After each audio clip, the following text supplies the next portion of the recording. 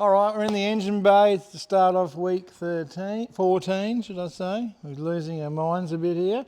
But we're dismounting the tanks. We showed you a bit of the tanks as they were getting made. But this is the base plate that we talked about. We've put 4 of these nice little tabs underneath there. 7/16 bolts. So it's a 5mm plate with 7/16 bolts, so it's strong as hell, because it is going to have 20 litres of oil, 20 litres of fuel, so there's a little bit of weight there. But that's the base plate of the tanks, and I've got them all painted up now. Who painted those? Hey, that's fucking not bad, not bad. But there's the tanks all done, and the oil tank, Baylor put some photos in there with it, but it is full of baffles, and with a dry sump, there's no point of even really having a dry sump if you haven't got this thing baffled right, because it's about having oil that's stable and not aerated and hasn't been whipped up by the crankshaft or slapped around from the run or whatever.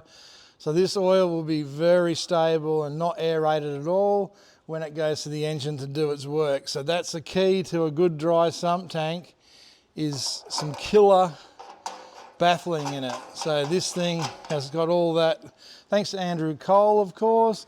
That's got all the bases covered there. We've got our returns and our breather and our feed line, and both the tanks have really easy to get to drains. So after a meeting, don't even need a spanner, you just whip that off, drain the oil, drain the fuel, and then these are the bosses that he put in, which go into the base plate. And then basically dash 16 bungs screw into that. So it's a killer idea. There's no straps over the top, as we did talk about before. They're ready to go in. Slip them in, bolt it up, that's done. We've also got to the fuel reg. Kind of made up a nice little bracket for that.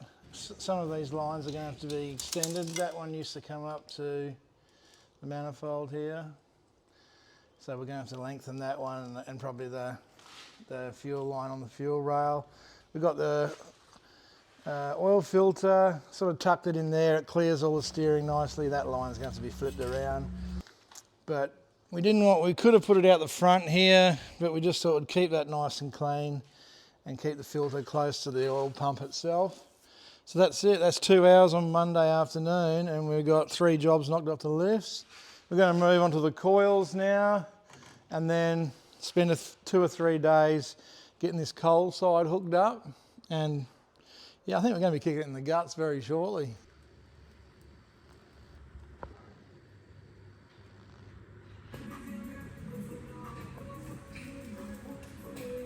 Okay, the last couple of nights we finished off mounting the coils, and then we started on the coal side. And we're working on getting these bull's horns turned around.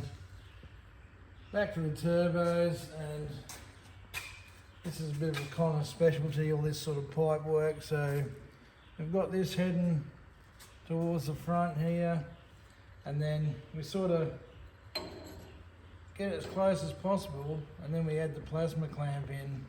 And the plasma clamp has quite a bit of play, so these 2 O-ring sections go inside that plasma clamp, and you can actually fluctuate it a bit. So it's a really cool piece of kit. So from our last build, we just had the one set on the turbo and one on the throttle body.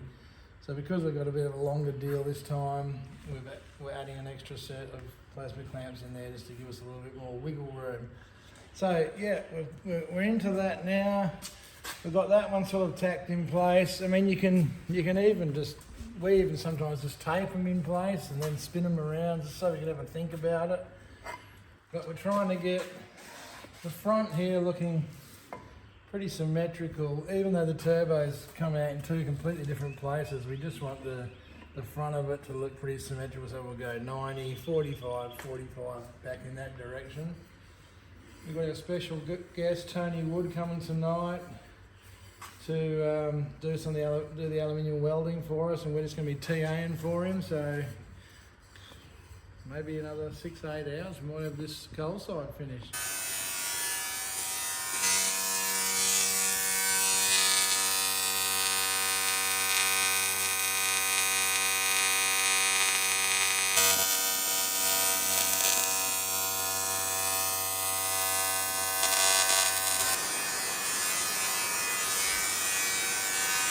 Tony's just welding up the last piece to go into this other side over here now. And then we'll be moving on to injectors in the charge pipe, looking pretty good.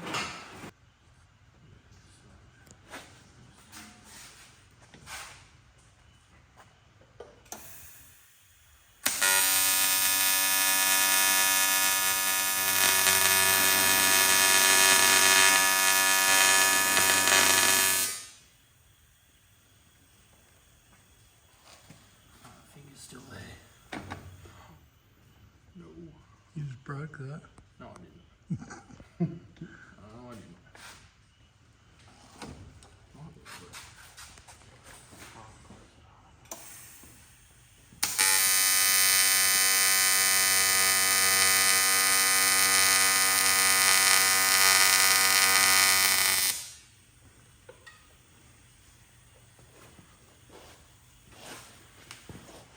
Get one of the bottom, is that too wild? Turn the wheel or something, or pretty good there. Look at that.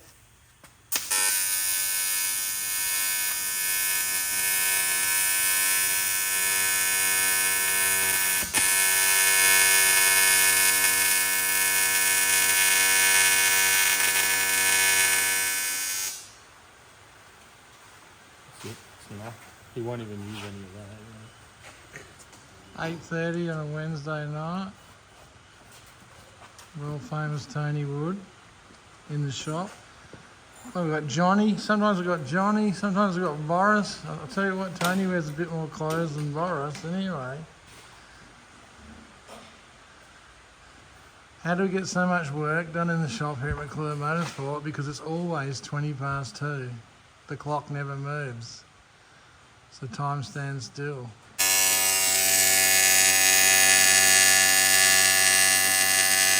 Can't believe I'm even putting a gasket on the diff. I mean, that's a first for me. Usually just put a bit of goop on there and smash it in. Don't know, I must be getting fussy in my old age. But this is the Mark Williams bolt through diff center that come with the car, brand spanking new, and it's a nice piece. They have a bolt through caps on them, but we're going to stick with our Tom's billet diff center, which is, you know, what a lot of door slammers used for the longest time until they went to Liberty 5 speeds.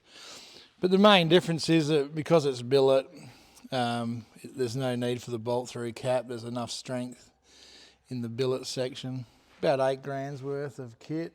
So we're going to roll this one over from the old car and get it in there. That's our wheel speed sensor. So that's how you pick up if you're overspeeding the tyre and stuff, you'll see spikes in your data. That's where that reads from. And the other little thing that some people might not know, you have to run a rear tail shaft enclosure. We've got so many enclosures on this car, but that's the rear one, and that's obviously to protect you in the event of a tail shaft failure, just like all the other hoops and loops and stuff we've got in the car. Back in my day, the cars I drove, the tail shaft went between your legs. These pussies don't. We've got bar work protecting them everywhere. But anyway, let's get this thing loaded. There you go, guys. Got it. Fuck, I'm huge.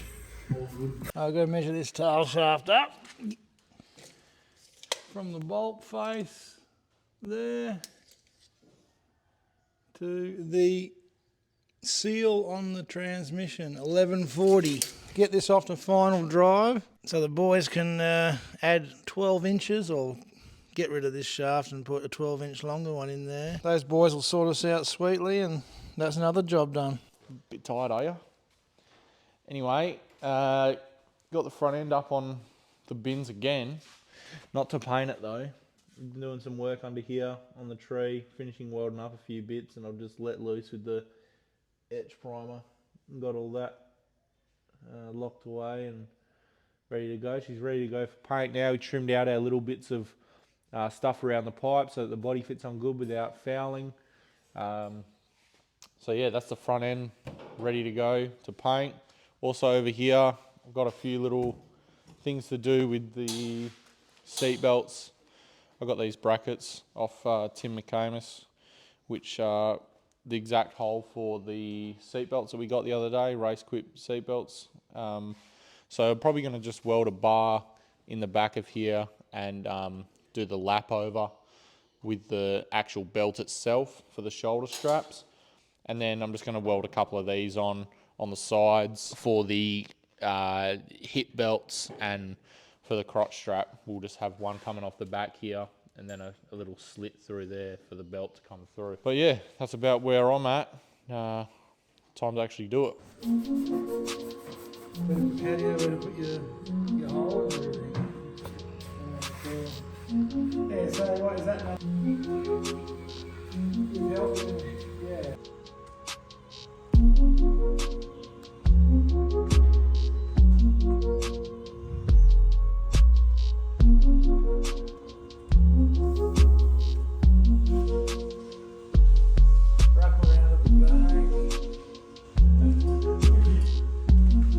Alright, that's the driver's slash, I don't know what you want to call it, driver's compartment seating area. Pretty well locked away. Got all our deuces in the seat, black to match the carbon so they don't stick out like dog's balls. And also all the little slots and stuff that we need in the seat are cut in so that our seat belts can come through. When we put a seat paw in there eventually, they will be cut out through the seat paw as well.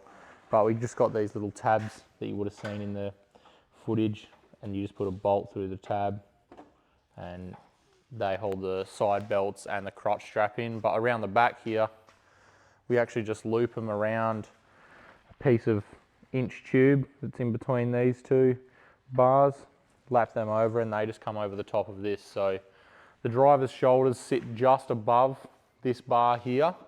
So that's a pretty big thing, is to have the seat belts lower than the driver's shoulders, so that it's pulling down on the driver. So that's that wrapped up. Just keep plugging away.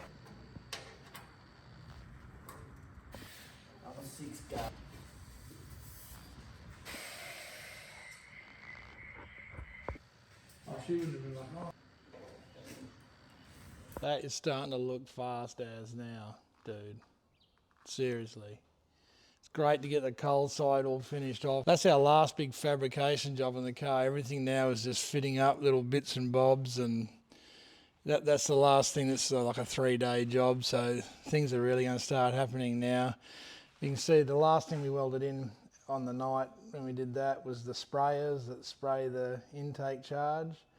So they used to be up in here, blowing back against the booth. This time we've put them sort of down the tube a little bit, but still doing the same job.